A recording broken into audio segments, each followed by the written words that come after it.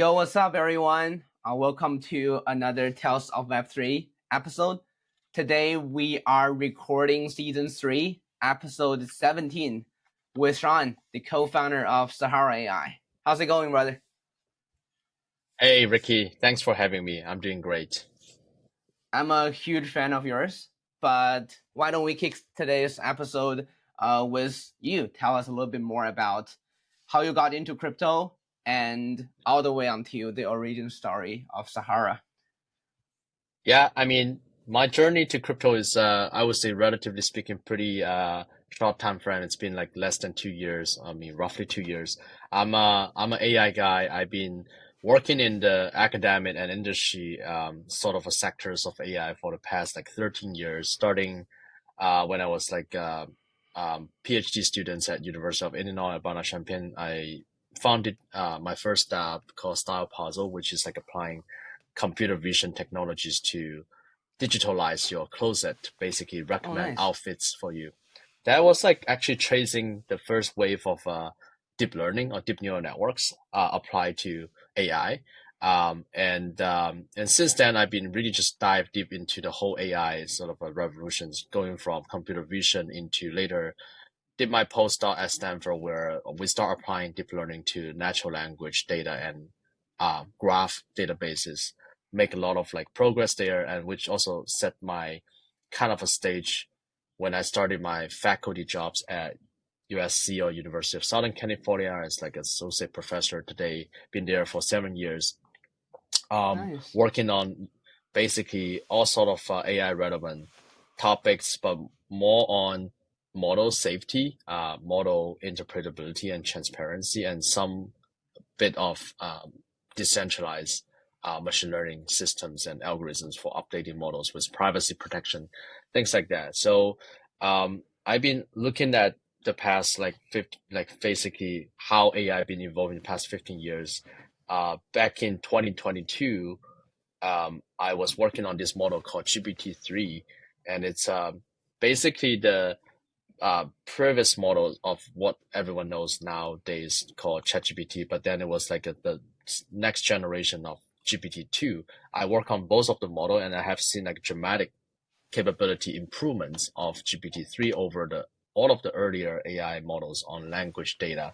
And what really triggers me to think about is like this model improvements kind of a trajectory is unstoppable. Basically, people find the scaling law recipe to improve this model, and also the people find the ways of like using human sort of feedback when they're using these AI power apps to continuously make the models better, in a very like collective way.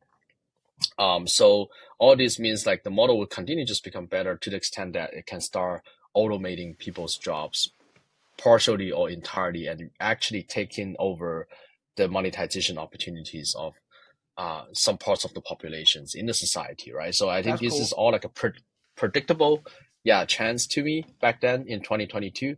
So uh, I asked myself like, what would be the interesting sort of entrepreneurship ideas, right? Apparently, you can make AI cheaper, you can make AI more accessible, you can create some interesting apps. But I want to find a space where really more like unique that changed, not just looking at the productivity of AI, but also looking at the sort of the production relationships between different contributors to the AI, right? Specifically speaking, like Mm, there's people putting their data. There's people don't know how to develop programs, and then they don't know too much about AI, but they individual knowledge on a specific verticals or a particular problem is very valuable to the extent that can be if GPT learns from those, they will become very powerful to broaden the model's kind of capability. But how do we protect these individuals' sort of personal knowledge, personal data, and sort of find a way to give back to what those personal data potentially could monetize, right? So I keep asking myself this question, and I also have my longtime friend Tyler, who is now my co-founder of Sahara AI. He's been in the he graduated from Haas from Berkeley. He's been in the financial sectors for years, and then he was the ex sort of investors director from Binance Labs back then. and he started So he's a giving crypto me a lot guy. of like, Your co-founder is yeah, the he's crypto a guy. You're the AI yeah, guy. it's a yeah, that's seems like a pretty typical combo of AI That's nice. meeting crypto. Yeah, but I think that's where I got introduced to a lot of like interesting concepts of crypto back then. It's like a zero knowledge proof, all these like verifiable computing things that are both exciting but also too far reaching to be implemented today. But yeah, but it make me really excited about, oh, I see there's an opportunity of like applying confidential computing plus blockchains to really create a new platform that can protect users' ownerships when they are creating AI. So that's a very that's the simple concept we start with, right? Just find a way that we can build a like copyright system, sort of an open ledger that record all of the important actions that's involved in turning a data set into a powerful AI application. And when the AI application start monetizing, getting revenues in, we can then use these provenance, these copyright systems to attribute all of the revenue back to the upstream contributors, right? No matter Hmm. you are like It's a a more fair compute per, system comparing with the yeah, traditional centralized like Gork or GPT type of like models, right? Where contributors yeah, aren't getting nothing. They're getting nothing. yeah, exactly. So today, in the centralized paradigm, we see like application builders control all of the revenue gateways, right? Like they take in revenue, like Meta, Google, Twitter. They get the revenue, then they have all of the resources to build better data centers. They hire the best talents of AI, and then they continues to involve their models. But everything is closed is black box. It's like closed source, right? So they're building the barriers by themselves through aggregating their sort of talents and resources all come from the revenue they got. But then if you can distribute these revenues back to all of the contributors, then it's a very totally different ecosystem, right? It's like an ecosystem of open source AI, but with business model, with revenue. That's a very different type of paradigm that we're trying to create. And I think the fundamental building blocks is like the sort of the ownership and copyrights that you can autonomously trace and attribute back on a blockchain, so everyone can come to audit everyone. It's totally transparent. So that's like the I would say the sort of the starting thesis that Nice. drive me to found Sahara AI. That's awesome. You mentioned like you started your first startup like or first app, right? You built your first app in like college, UIUC. Like I Hmm. wanted to dive deep on like your mindset of becoming an entrepreneur. Like is that the idea like you ever since you're growing up, you just know you wanted to be a founder someday? How that because it's pretty atypical for like an academic for a person who pursuing like an academic career path, right? In terms of if you majored in CS, you went to a PhD, you went to like a college, right? You're gonna Hmm. pursue that professor path. Like, what is the Yeah, reason why you decided to go all in, become this hardcore entrepreneur, right? Raised all these crazy millions of amount of money trying to build this like the next generation like crypto powered AI model, right? Fair yeah. system for contributors. Like, what is the reason? What is the cost, the drive force inside your mindset?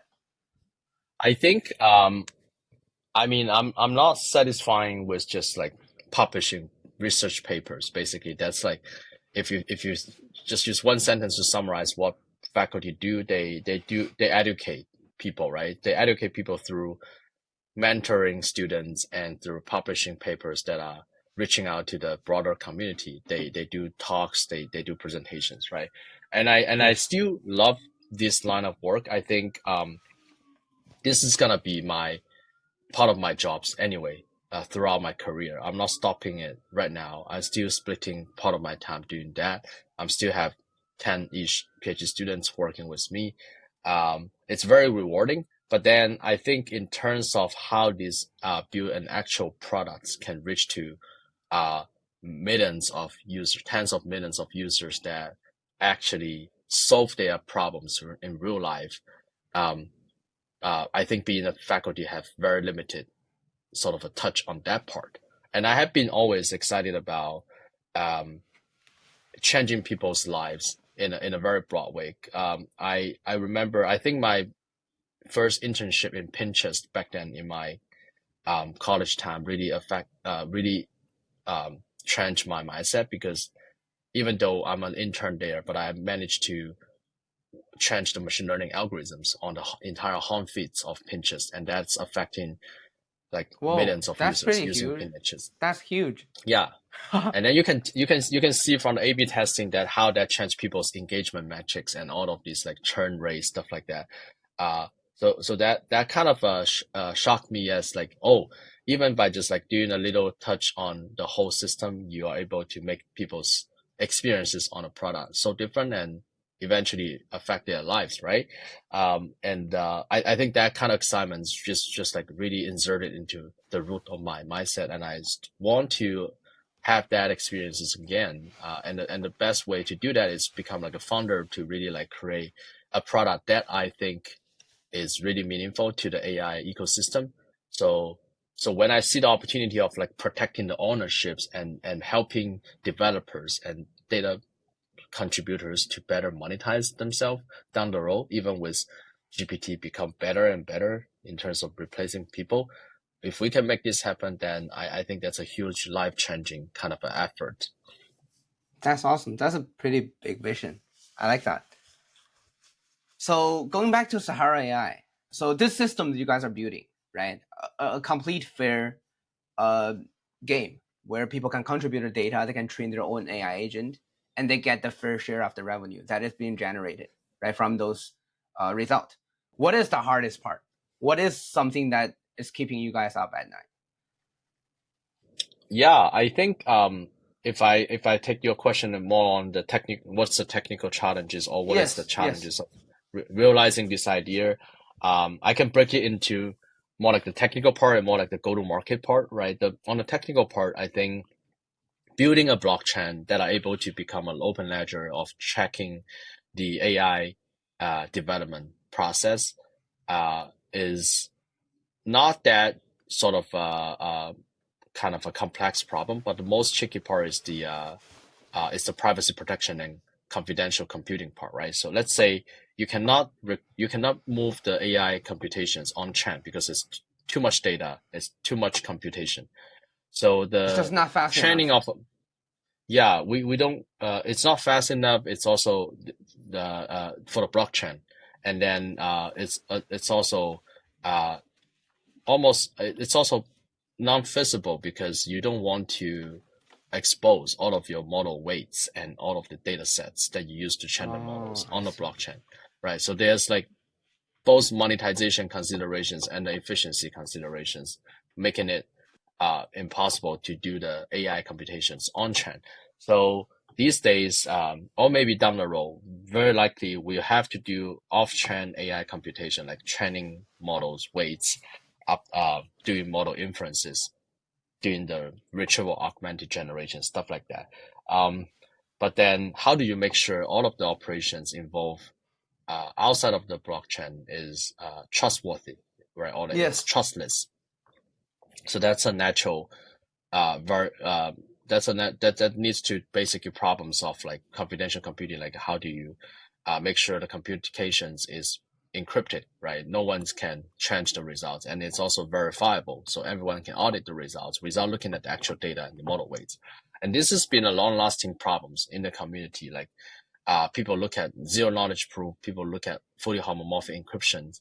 Those are too far reaching today. And how we are approaching it today is kind of similar to many other projects, which is just looking into the trusted execution environments, right? The TEE, right? You can do model training and model inferences on hardwares like CPUs and GPUs that have the TEE, which is a virtual environment that is fully encrypted. And then the What is the bonus, limitation? Sorry to interrupt, but what is the limitation of using a TE? I think the limitation today is still like the some percentage of the overheads that you have to pay when you use a TE computation on the hardwares, right? Like we're talking about maybe 20 to 40% slowing down if you Okay. use a Okay. TEE versus a Got it. non-TEE hardware to do the AI computation. But that gaps can be somehow uh, sort of closed by doing some sort of a system optimizations. That's exactly the Cool. research areas that we are looking into right now in the community.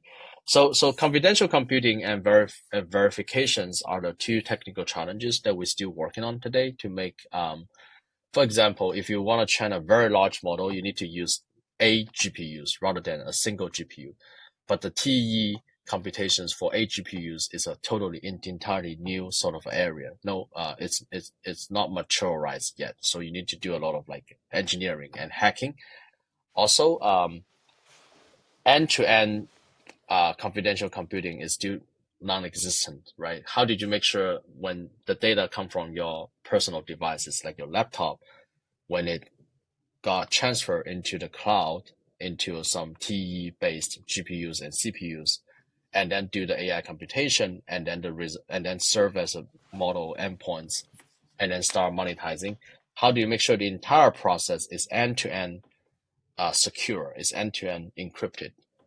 That's also a new the new solutions to be developed that we are working on within Sahara AI as well. So I would say that's like the part, because without protecting the data privacy, then you cannot monetize these proprietary Yes. models and data Exactly. sets properly, right? Like if you go Yes. to Hugging Face where you find everything open source, then that also means equally the developers cannot directly monetize those data sets and models. They can Yes. only build up the community, and then they move on to do some startups themselves that monetize themselves, right?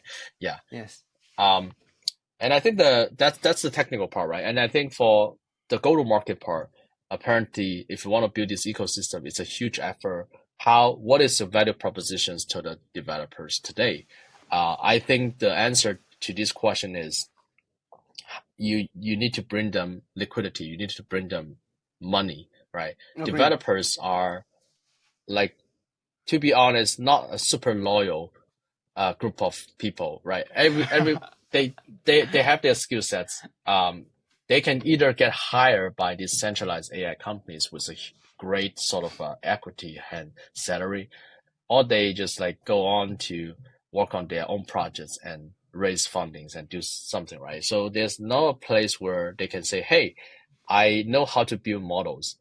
I'm so good at doing this. How can I find a platform that I can just make money by developing models for others, right? And I don't want to just make a one-time sort of a fees. I want to have a continuously revenue streams coming to the models that I helped develop, because that model was deployed into some other systems Hmm. and be used constantly, right? So so this kind of monetization business models doesn't exist today for the AI developers, and also fundraising for them is a very tricky and complex process, right? What if there's like a simple way that can build a liquidity pool over the models, like tokenize their models and then build a liquidity pool, say, hey, anyone can come to purchase my model XYZ token. And that kind of, that can be seen as they are investing into your model And family. get And future weight of the revenue share of whoever yeah, using let's that say model. exactly, right. I spend $1,000, I get 2% of the share of this model, and this model will monetize themselves. There's revenue flowing. I would continuously get the revenue split of that 2%. That's like a dividend of the stock market. But then you also have the entire DeFi market that you can build on top of this, what we call AI asset tokens, right? Like anyone come to speculate the model XYZ tokens, and you can get the upsides of that, right? So there's another entire DeFi sort of ecosystem you can consider building on top of this tokenized access, something similar to what Virtuals do be doing for the AI meme coins, right? Like all the Mm. agent memes. But then the I've been playing problem around was, with it.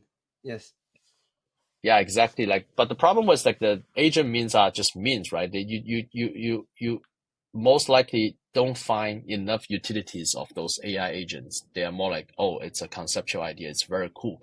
But as the market sink, all of the meme coins gonna sink, right? So Yes. it's similar to the stock market. You need to have the fundamental of all these AI assets, right? Like a model able to generate revenues consistently. That's the fundamental of the asset tokens. And then 100%. anything that you speculate on top of that will be the upsides down the road.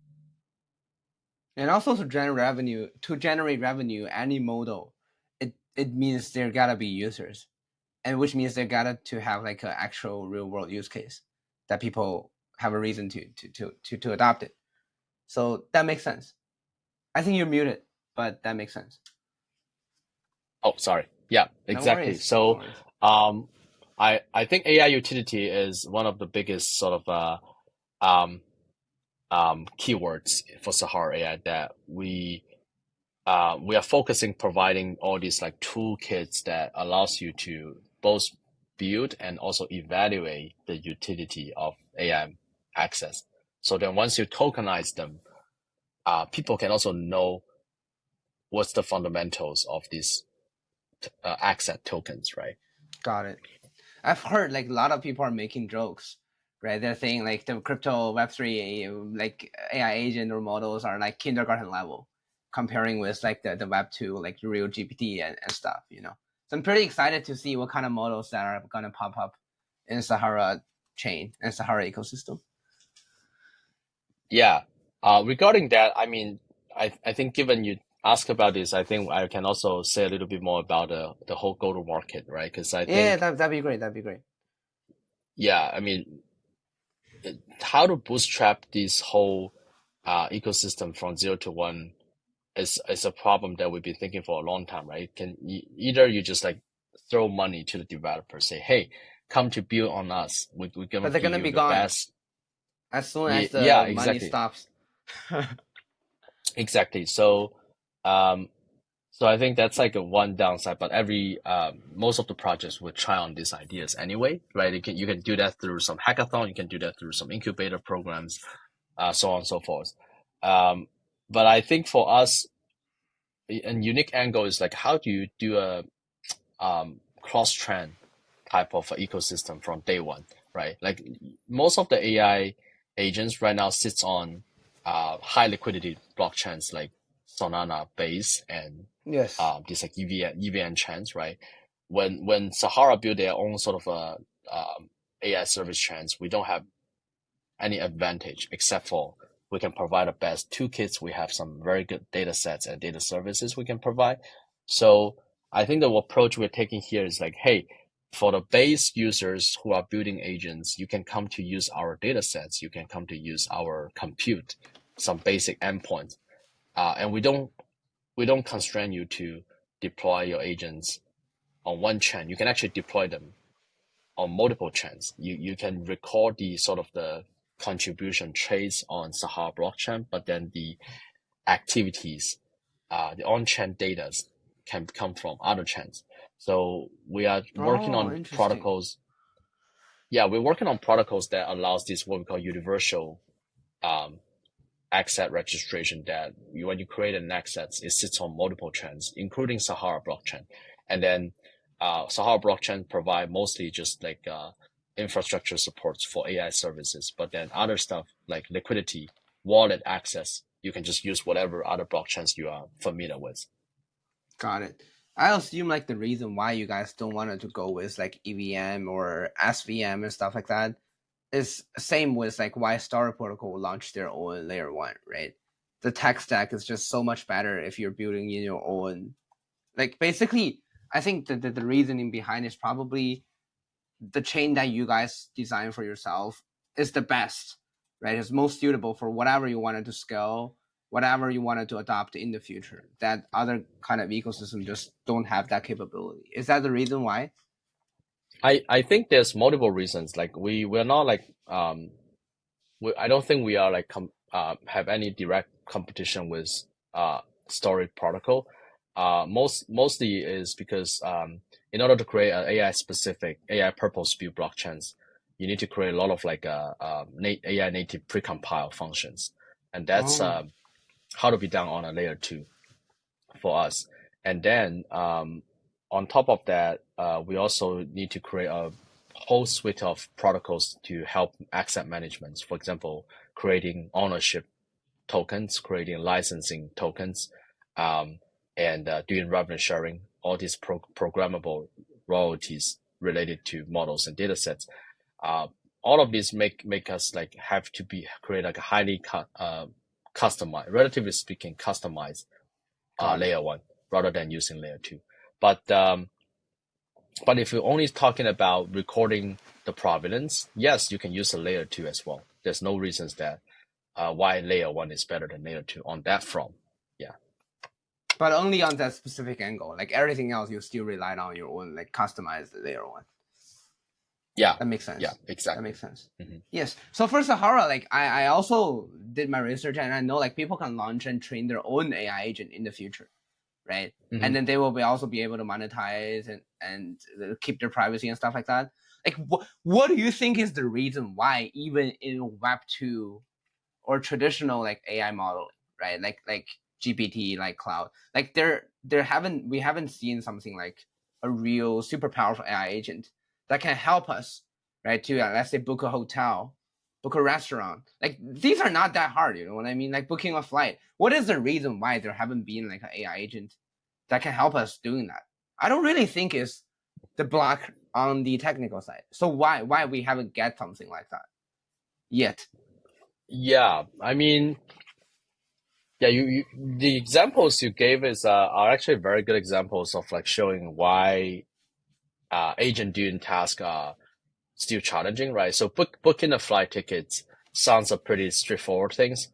In the happy path, Exactly. in the happy path, assuming you are you just go to a website and then there's a ticket for your flight that you want to book, then yeah, and then payment everything goes well, then yes, that's the happy path. You probably just need to take maybe less than 10 steps, you can get the tickets, Yes. right? Then I think that the challenges for agents are all these like unhappy paths, right? Say like the seats is not the ideal seats for you on that on the only flight left on that particular day, and there's need to be a lot of like back and forth communication between you and the agent to, or between the agent and the agency of the flight booking to get things to the ideal state that you want. That's a hard part, right? So that's why we still need them admins and in the human real life to handle all these like corner cases. So agents are, I think today's agents are much better in handling um, some common sort of action sequences to do with different tasks, like a hotel booking, flight booking. But then once say a website crash, or like a website just got updates of the new UX UI, and there's some weird sort of a corner cases happens, these agents will break down still. So they are not robust enough, if you simply I put, see. right? The robustness and sort of the consistency still is something to make them entirely usable to be autonomous agent. Otherwise, they can only be a co-pilot, which means like human need to work together with this agent, monitoring their steps, and finally the decisions has to be taken by humans. Yeah, Like humans basically when they are like co-pilot mode, right? They have to still be the ultimate decision maker, right? exactly. Yeah. Through all these different kind of processes. That makes sense. Like expected how long you think we will get like an agent that is smart enough, robust enough, that can help us book a flight, book a hotel and etc. How far are we from that point? I yeah, I think maybe for specialized tasks like the example you gave, we probably like maybe 2 3 years away from Still two, having a three very years? That's a pretty long yeah, time. yeah, Speaking of exactly. like I how mean, you evolving like AI like are doing, right? It's pretty yeah, fast. like let's say if you're expecting an agent that you can just tell them, hey, I want to go to this city in next days and with a bunch of conditions, and you expect these agents come back with a 99% success rate of finishing the task. I think we are like 2 3 years from there. But if you're looking at an agent like 70% or 80% of task success rates, then I mean, probably with just like a year or something from that, right? But no, So really, but the case is nobody is gonna use that if it's only 70 or 80%. So that's the pain. yeah, exactly. Some tasks you don't allow error rates more than 1%, I 100%, guess, right? 100%. Yeah, yeah. It should be on par with human error rates, which is pretty low, I guess. Yeah. Awesome. Thanks for sharing that. The next question I wanted to pick your brain around is uh, the centralized AI models versus the decentralized system that you guys are trying to build, right? So I think our listeners, and including myself, like we understand, right, the ugliness about centralized AI models, right? If I'm a contributor, if I'm a creator, I'm not getting the fair share of the value, right? And also, like everything that I'm using is just their free data, right? There's no privacy for me at all, right? The questions that I'm asking GPT every single day, I don't want them to be like get trained again or get leaked in the future, right? So it's pretty dangerous. So we know about like the ugliness of the centralized AI modelings. Now Hmm. imagine like we are like 5 years from now, right? Sahara AI, this vision you guys are trying to build has already become reality, right? It's a matured ecosystem, right? People are getting like the revenue, they're getting the contributions, and there are privacy. Hmm. But if I have to let you to speak, like play the devil's advocate, right? What will you say is the ugliness in that future that which you guys are building, and how are you guys trying to prevent that ugliness from happening? Hmm. Yeah, I mean, I think um that's a great question, right? I think we haven't thought a lot about this, but I think one thing that stands out is like still once you really open up these ecosystems for anyone to come to participate, there's always opportunity for this like say cyber attacks or sort of suspicious behavior happens because of the incentives that you are given, right? Yes, Let's say um, by pushing your data sets being used on all of the models, that also means you will become shareholders of all of the models. That also means like you're gonna take a lot of revenue share down the road if these models are monetizing themselves, right? So then exactly. there will be there will be these malicious, potentially malicious behaviors that people trying to push their data sets to be used by everyone uh, Yes, and inserting, I don't know, some poison data points into the data sets and creating potential upsides for the malicious actors, but definitely not for the whole ecosystem or not for the model developers, right?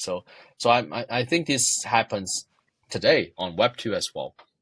But I think it's harder to happen on the Sahara ecosystem because you know exactly how the data set's being used by the downstream models in different iterations. So it's easier to trace the source of the contributors.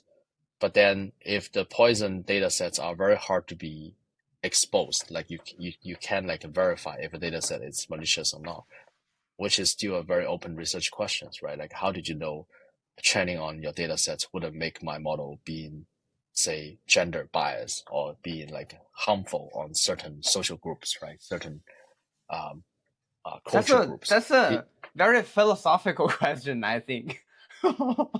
Yeah, yeah. But for my group at USC have done research showing that by just like inserting certain negative words associated with some culture groups, uh say a certain uh country, you are able to actually tweak the model's behaviors to be more harmful towards that certain country or certain culture. Whoa, That's like been proven. That's proven to be effective. We call that type of behavior as data poisoning based model attack, right? So potentially, down the road, I don't think we can fundamentally get rid of or protect ourselves from data poisoning type of model attacks.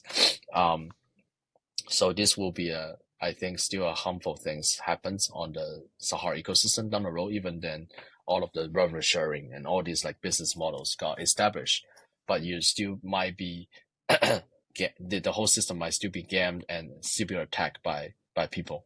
That's I something we see. are still thinking about a solution. That is a great insight. I mean, like But also, like, if you think about that, if like, wherever there are incentives, right, whenever there will be sables, there will be bad actors who are trying to take that incentive for themselves, right? Even just Mhm. like a higher multiplier or stuff like that. So I guess that's probably one part that decentralized AI models are indeed, they do have an advantage on that, right? Because they have like tighter regulations and stuff like that. Yeah, exactly. I mean, I think at least like everything is more open, it's more auditable. It's all of the major transactions and behaviors are on chain, so everyone can come to um audit and verify, say, hey, oh, this person have done XYZ on the data sets and have done XYZ on the models, right? So then it's sort of um give the transparency that is easier to attribute the good actions and bad actions. That's the beauty of blockchain, right? I think ultimately there's gonna be tons of bad actors, but there's still like way much more good actors, right? These people are going to identify that and then probably going to rule them out, or that's how the system is going to survive and thrive, right? So thanks for Yeah. sharing that. That's a great insight. Uh, I really wanted to talk about crypto too, especially since you only been in the space for 2 years, 2.5 years, right? So you're relatively new. You're the hardcore Hmm. AI guy who got into crypto, right? Because you're building this, leveraging the beauty of blockchain. So what do you think about crypto? Like, first question, like overall, right? What have you witnessed? What have you learned and observed in the past 2 years about this space? I mean, yeah, I mean, just to be full transparency, right? Like crypto is it's super fast paced, lots of jargons, lots of means. Um, I think fundamental. Okay, I just this is what I usually tell people, right? I think the one of the biggest valid use cases to me for crypto is DeFi, is the financial system, right? Like Mm. making payment much more um flexible and yeah, much more flexible, or in other words, less strictly regulated to the extent that making the user experience is a hustle. I think that's the beauty of crypto, even for me, right? I mean, I've been using stable coins for some transactions. Our data service platform is able to pay people in Africa in just like 24/7, 1 second, it's done. 24/7 in seconds, right? But then if we 100%.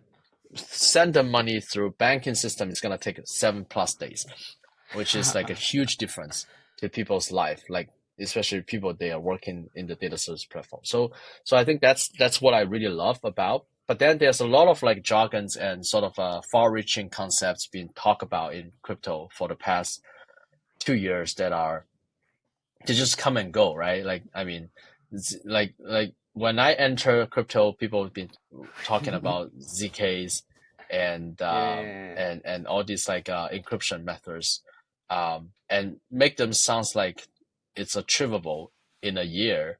And I think that kind of misinformation and sort of over optimistic kind of a mindsets might mislead people and the community in terms of like, say, investing into the tokens that are associated with those concepts, for example.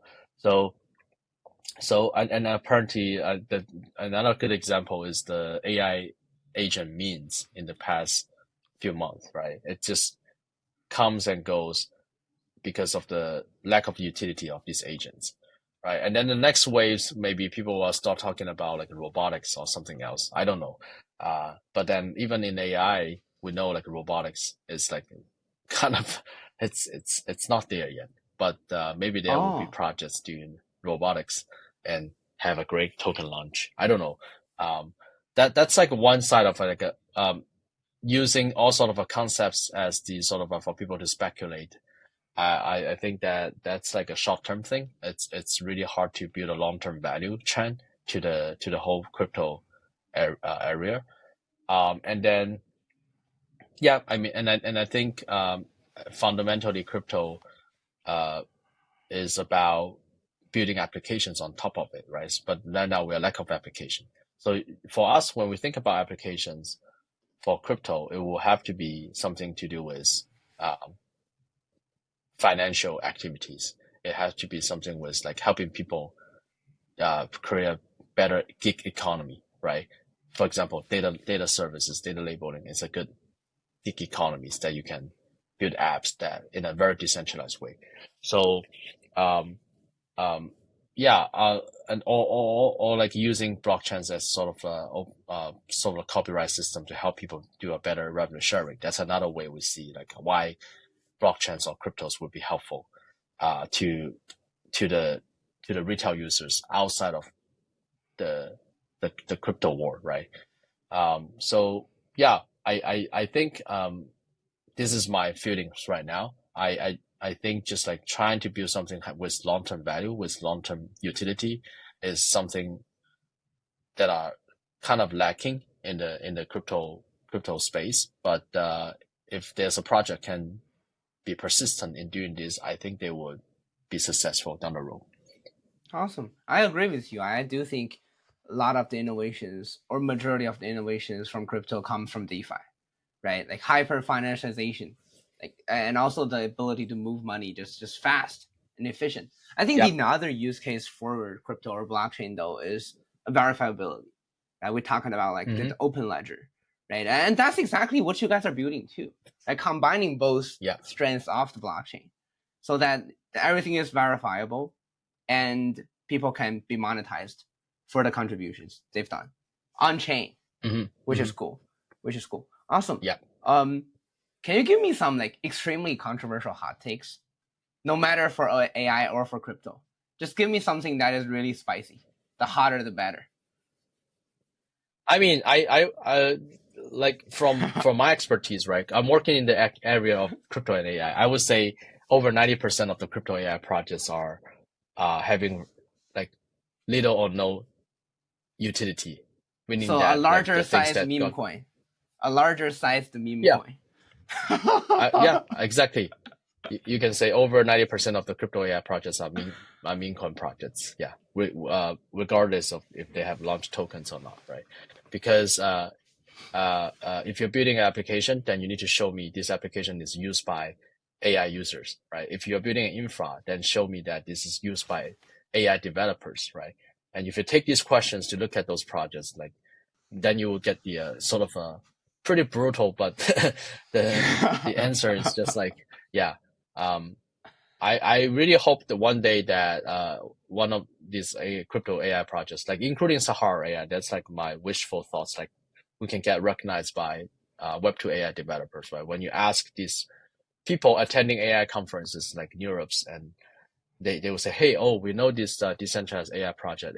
We would love to use it because it helps us to better monetize, or it has some other really mode that they can agree on. Yeah. So I think if that you that would be a great moment for us. Yeah. Nice. If you talk to like a Web2 dev right now, AI dev, like what is the thing that is Mm. keeping them away from building on Sahara instead of building, let's say, another plugins for GPT? What is the reason? Is it still the infra is not there yet, or what else? Yeah, I mean, apparently product readiness, we are not like as mature as some of the other existing platforms on the crowd, right? So that's something we are building day and night. But that's not like a blocker. I think it's just like the timing where they can come to our marketplace, they can publish their proprietary models or data set, and then they get people to purchase their revenues kitting.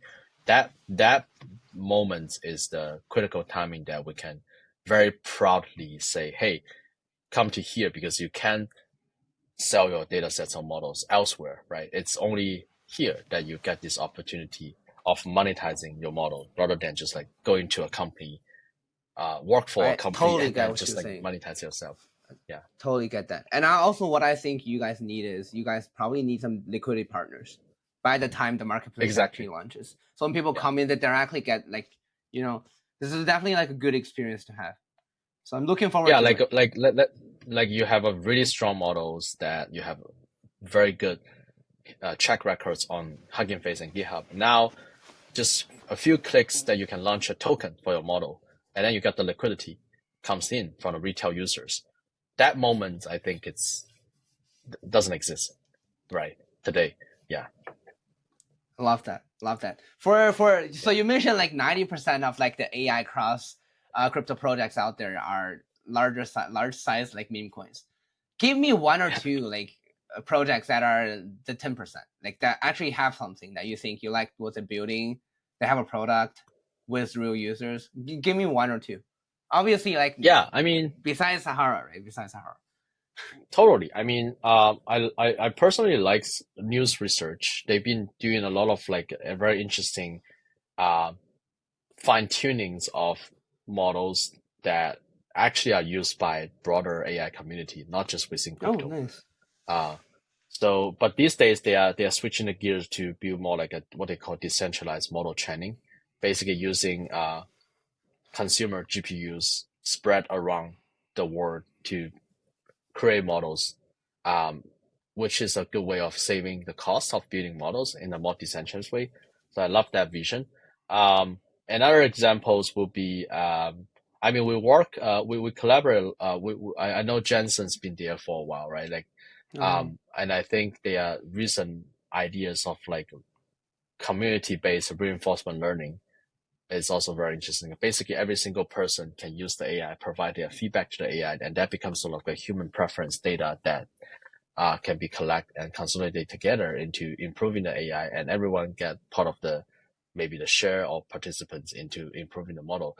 It's a shared vision with us as well, but we are not focusing on building a foundational models or a sort of a better models. We are providing the infra and on both the provenance perspective on the AI tool perspective to do that. So also excited to collaborate with them down the road.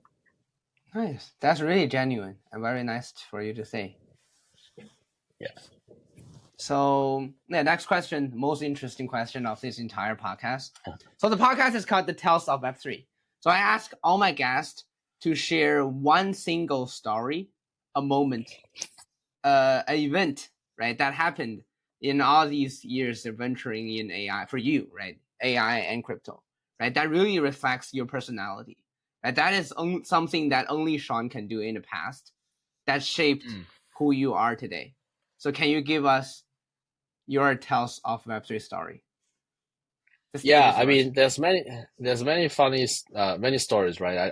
I wouldn't say this one is like the most like it's influential, but I wouldn't say I wouldn't put too much deep sort of um, um, implication of that. But Feed us. here it is, right? So, yeah, so we I want to talk about our Series A fundraise, right? The moments, right? Because we have an unplanned, entirely unplanned fundraise of Series A. That happens basically like when we were at East Denver last year, not this year. And then we just like chatted with our investors about the market. And then they say, hey, you guys should do fundraise. You guys been doing very well. This is like most legit AI crypto projects. You guys have a great team. And then we spent a couple hours together, me and Tyler, creating a new narrative, sort of a vision of where we want to be in the next 2-3 years, and then we start pitching to our investors in the next day or two. Basically, we got inspiration of start fundraising in day one, and then we start fundraising in day 2, 3, 4, 5, and then we start getting all verbal offers in within 5 days, Holy just shit. right after East Denver, without any deck. We didn't make deck. It's purely just a script that we've written down on Google Doc that say, hey, this is our bullet points of our talking points. Um, and there's no deck. So we did the fundraise, and this is like a 37 million Series A Dude, fundraise without a that's deck. crazy. Yeah. Who led you around on Series A? The Series A was co-led by Pantera and Binance Labs, and So then you talked to those participated by, guys. You talked yeah. to those guys in East Denver too, and that's how they decided to, Some of or these that's guys later. we talked to some of these guys, investors, but definitely not the partners or the committees, right? But we do a follow up conversation. But all these conversation got started in the first That's so weeks. crazy, man. Uh, yeah, like now looking back on this whole moment, I think there's a lot of like the micro market sort of a sentiments was probably the highest one during then. So we are really lucky for when we start fundraising. But then I think the sort of the convictions to this vision is also what like make the other investors excited. Yeah. And also, like you guys, you said you don't even have a deck. You only do like script and stuff like that. But like you guys are prepared. Like you've been preparing this entire time just for that moment. That's how you guys are able to get that fund Oh super yeah, quick, I think right? our biggest value prop back then when we fundraised is like we are the only crypto AI project that have um revenues. We have like millions of revenues back then. We have enterprise clients like Microsoft, Amazon, Snapchat, Character AI, all these like Web2 Whoa, big players using our data service platform, paying us, using our agent frameworks, paying us. So that's where I think we don't have to say too much. We just show them the usage, show them the apps, show them the contracts. It becomes like a great proof of our technology. the product speaks for itself. Good product. Yeah. Awesome. Thanks for this inspiring story, Sean. The last question that I wanted to get out from you before we wrap up this episode is please show hard on what's exciting on Sahara AI's roadmap. How can us, the retail users, participate and contribute to this amazing mission? Yeah. I mean, definitely please stay tuned, everyone. We have a lot of exciting things gonna be launched in the next 2 months. Right, starting from our testnet, open testnet called Siwa. We will have the phase one launch towards the end of this month, and that Oh, will nice. allows you to basically um, upload your personal data sets, claim the ownership tokens, and then you have the opportunity down the road to publish these data sets after our quality assurance pipelines to the marketplace of data sets or models, and you can then monetize your data sets and models down the road. So that's the CWA testnet. And then we'll have our data service platforms next seasons of user campaigns early May. And then we will have our ambassador programs of like recruiting ambassadors from different areas for the Sahara ecosystems in mid-May, and then we'll have the other phases of the testnet launches down the road in the late May. So a lot of things. Please stay tuned. Check out our Twitter and check out our websites. We'll have all of the news updates over there. Let's go. Thanks for the answer. What kind of data set can people start uploading when testnet is live? Yeah, today you can basically upload any type of like JSON and sort of text files. And Okay, then we'll very soon allow you to upload like images, videos, audios, different modalities. nice. Yeah. So all different kinds of like content, and especially for Yes. creators, this is something that you should definitely participate in. Thanks for hopping on, Sean. I had a blast of having you. And here we wrap up the Tales of Web3, Season 3, Episode 17. Yeah. Thank you for having me. Great chatting with you, Ricky.